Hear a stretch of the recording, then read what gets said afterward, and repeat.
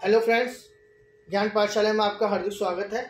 मैं Nitesh Bindal, chartered accountant. आज आपसे डिस्कस करने आया हूं कि हमारे को किस तरीके की क्या अकाउंटिंग करनी है ट्रस्ट एनजीओ के केस में।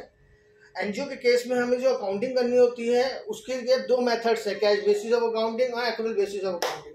कैश बेसिस अकाउंटिंग जो हमें बताती है कि हमें जो अपना एक्सपेंस बुक करने हैं, हमें इनकम बुक करनी है on the basis of cash और बैंक, कि जो जब जिस साल में वो ट्रांजेक्शन हुई है, जिस ईयर में ट्रांजेक्शन हुई है, उसी साल में उसको बुक करना है। और एक्रूअल बेसिस ऑफ अकाउंटिंग हमें जो बताती है वो on the basis of accrue, जो है एक्रूअल बेसिस पे बताती है कि हमें ड्यू बेसिस पे बताती है कि हमें जो है एक्सपेंस बुक किया है, किस बेसिस पे किया गया है, क्या किया गया है। कि जिस एक्रूअल बेसिस का मीनिंग यह हुआ कि हमने जिस साल में बुक किया है उसकी पेमेंट अगले साल भी हो सकती है या उसके अगले साल भी हो सकती है, तो एक्रूअल बेसिस अकाउंटिंग होती है। जनरली एक्रूअल बेसिस अकाउंटिंग जो होती है वो हमें बेटर पिक्चर प्रोवाइड कराती है in comparison to cash basis accounting.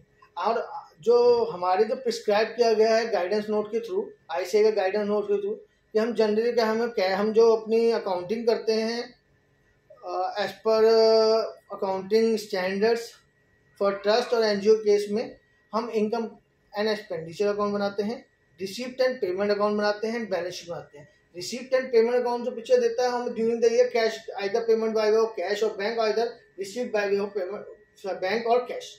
तो हमारा कैश बेसिस की भी पिक्चर आ जाती है। एक्रूअल बेसिस में हम जो इनकम एक्सपेंडिचर बनाते हैं वो हमारा एक्रूअल बेसिस पे हमारे को जो है शो करता है कि हमने जो भी पेमेंट की है ड्यूरिंग द ईयर किस पर्पस के लिए की है वो आता है। तो इस जो आज की टॉपिक में हम जो है बैलेंस शीट को डिस्कस कर रहे हैं कि आईसीए के गाइडेंस नोट में क्या है, हमारे को प्रिस्क्राइब ड्यूरिंग द ईयर ये क्या है कि आपको जो अपनी बैलेंस शीट और इनकम एक्सपेंडिचर अकाउंट बनाना है वो आपको कंपैरेटिव बनाना है। लास्ट ईयर जो है, अब इससे पहले जब हम बनाते थे हम कंपैरेटिव नहीं बनाते थे, हम जो है ओनली ड्यूरिंग द ईयर बनाते थे। उसके लिए कोई प्रिस्क्राइब फॉर्मेट नहीं था। रिकमेंडेशन यही आई है आईसीए के थ्रू कि आप जो भी बनाएं उसको आप कंपैरेटिव बनाएं। जनरली क्या होता था, जो कंपनीज थी, प्राइवेट लिमिटेड कंपनीज थी या जो कॉर्पोरेट्स थे under the head company act 2013, उसमें उन्हीं में हम जो है कंपैरेटिव बैलेंस शीट बनाते थे।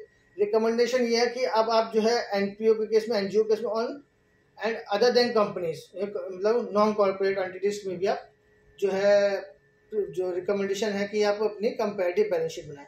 आइए अब डिस्कस करते हैं एक चीज को हम लेके। सबसे पहले जैसे बैलेंस शीट का एक फॉर्मेट दिया गया है, उन्होंने कहा कि फर्स्ट से जो है figure at the end of the reporting period during the year और in the previous reporting period. Sources of fund जो हमारे होते हैं, जैसे एनपीओ के फंड, अनरिस्ट्रिक्टेड फंड और रिस्ट्रिक्टेड फंड। अनरिस्ट्रिक्टेड फंड्स क्या होते हैं हमारे? अनरिस्ट्रिक्टेड फंड्स वो होते हैं जो जनरल रिजर्व टाइप के, जो रिजर्व, जो जिनका कोई रिस्ट्रिक्शन नहीं लगी हुई, किसी ने उसको कोई रिस्ट्रिक्शन नहीं लगा रखी। और रिस्ट्रिक्टेड फंड होते हैं जैसे कॉर्पस फंड हो गए आपके, या फिर किसी ने कोई डोनेशन दी है उसको कहते हैं कि ये बिल्डिंग के पर्पस के लिए यूज़ होगी, ये इस पर्टिकुलर कैपिटल एक्सपेंडिचर के लिए यूज़ होगी, ये सीएसआर है, ये इस प्रोजेक्ट के लिए यूज़ होगी। तो हमारे ये रिस्ट्रिक्टेड फंड होते हैं, उसके बैलेंसिंग फिगर है यहाँ पे। ठीक है। सेकंड पॉइंट है इसका non current liability, long term borrowings and other long term borrowings and long term provisions. Third point है हमारा current liabilities, short term borrowings payable, other current liabilities, short term provision. इसका total आ जाएगा यहाँ पे। फिर हमारा ये करंट ईयर का भी देना है हमें और प्रीवियस ईयर का भी देना है। Application of funds, application of fund में से फर्स्ट है हमारा PPE, property plant and equipment, intangible assets, इनका बाइफर्केशन हो गया हमारा। लॉन्ग टर्म इन्वेस्टमेंट जो भी हमने कर रखी हैं, long term loans and advances जो भी हमने लोन्स एंड एडवांसेस दे रखे हैं, अदर लॉन्ग टर्म एसेट्स जो है वो दे रखी हैं इसमें हमें। फिर थर्ड पॉइंट है, फिर हमारा सेकंड पॉइंट है एप्लीकेशन ऑफ फंड्स में हमारा current investment, inventories. Inventories generally होती नहीं है बट ये फॉर्मेट्स में दे रखा है, तो हमारे स्टॉक आइटम्स अगर हमारी कोई है, अगर हम कुछ सेल वेल भी कर रहे हैं, लाइक स्कूल्स जो होता है, स्कूल के केस में जैसे क्या होता है कि ड्रेसेस, किताब, बुक्स जो भी है वो भी हम सेल कर रहे हैं, तो वो सब इसमें आ जाती हैं। Cash and bank balance, cash का balance at the end, bank का balance at the end, and short term loans and advances वो आ गए, अदर करंट एसेट्स आ गया, इसका टोटल आ गया। अब जो है इसके बारे में हम इसके देखते हैं कि, और जनरली एक चीज़ और मैं आपको बताना चाहता हूँ कि ये भी रिकमेंडेशन आई है कि हमें जो लेस देन 100 करोड़ रुपीज़ की अगर हमारी ट्रांजेक्शन्स हैं तो हमें टू बी नियरेस्ट 100, 1000, लैक्स और मिलियंस और डेसिमल में शो करना है। और मोर देन 100 करोड़ रुपीज़ और उससे ज़्यादा कि अगर हमारी बैलेंस शीट है फाइनेंशियल ट्रांजेक्शन, तो टू बी नियरेस्ट लैक्स में, मिलियंस में, करोड़ में ही करना है इट में। अब उसके बाद जो है मैं आपको थोड़ा सा और बताना चाहता हूँ बैलेंस शीट के केस में आपको, कि अगर इसके अंदर जो है ट्रांजेक्शन से करंट और नॉन करंट ट्रांजेक्शन है, उसको जो बाइफर्केशन है सेम वैसे ही है जैसे कॉर्पोरेट एंटिटी के केस में होता है कि with in 12 months and more than 12 months. Restricted funds, unrestricted fund, जो भी आपको मैंने बताया कि कॉर्पस है अनरिस्ट्रिक्टेड फंड्स, और जो रिस्ट्रिक्टेड फंड्स कॉर्पस फंड हो गया, और जो है अदर फंड्स हो गया जिसके लिए रिस्ट्रिक्शन लगाई गई है।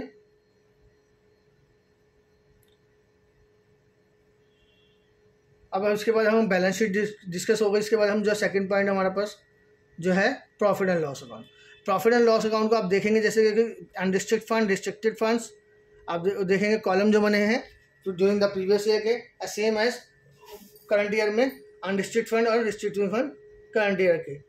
तो सबसे पहला कॉलम है हमारा इनकम का। इनकम को हमने बाइफर्केट किया है donation, grants, fees from renting and service, sale of goods और other, and second final is other income, last is total income. तो डोनेशन एंड ग्रांट्स में डोनेशन जो भी हमें मिली है जनरल डोनेशन है, donation for the purpose of carrying of activity.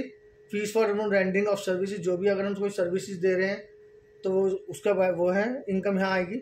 Cell of goods, जैसे वही जो आपको मैंने बताया जिस तरीके से कि अगर कोई हम गुड्स भी में जो है सेल कर रहे हैं वो आएंगे इसमें।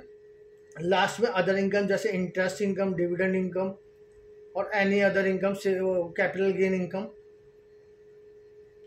एक्सपेंडिचर को अगर हम कहेंगे मटेरियल कंज्यूम, कंट्रीब्यूट, उसका जो ट्रांजेक्शन जैसे opening balance add purchase less closing consume.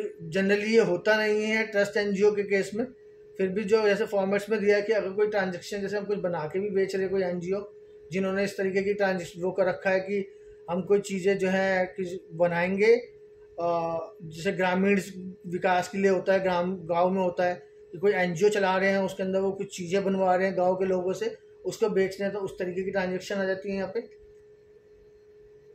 Power and fuel हो गया आपका डोनेशन कंट्रीब्यूशन, एक्सपेंडिचर में डोनेशन कंट्रीब्यूशन अगर आपने दूसरी चीज़ किसी को दिया है तो। Employ benefit expenses, salary, wages and other expense, staff welfare. Depreciation as per income tax act यहाँ पे कैलकुलेट होगा। फाइनेंस कॉस्ट जो भी होगा, इंटरेस्ट कॉस्ट हो गई, bank charges, other expense. Other expense में इन्होंने दिया है रिलीजियस ऑब्लिक चैरिटेबल पर्पस के एक्सपेंस और अदर एक्सपेंस, टोटल एक्सपेंस हो गए। तो ये प्लस माइनस करके वही excess of income over expenditure over excess of over expenditure over income. Finally जो 6 पॉइंट में अगर हम आते हैं एक्सेप्शनल आइटम है, उसका नेचर भी बताना है यहाँ पे आपको।